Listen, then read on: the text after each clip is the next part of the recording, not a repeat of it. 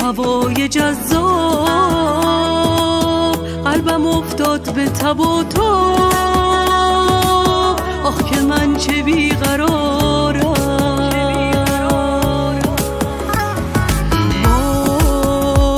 وای پرت شده هوش و حواسم، میدونی که خواستی واسم. آخ که من چه بیقرارم،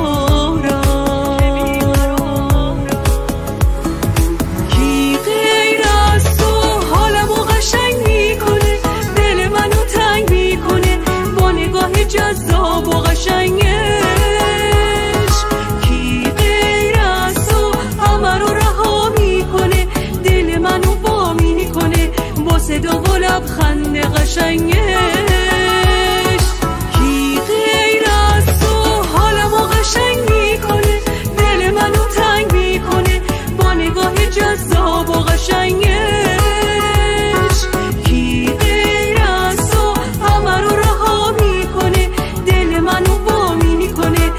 صدا و لبخند قشنگش.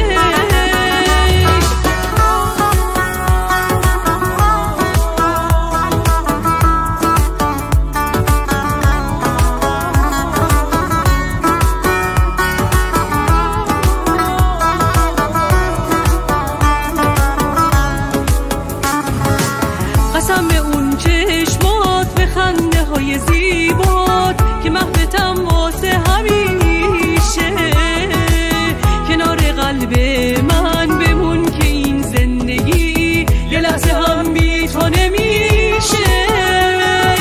کی غیر از تو حالمو قشنگ میکنه، دل منو تنگ میکنه با نگاه جذاب و قشنگش.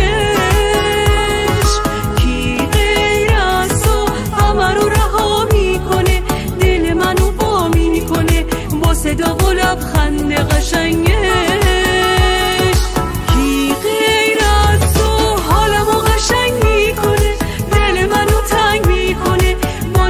جذاب و قشنگش.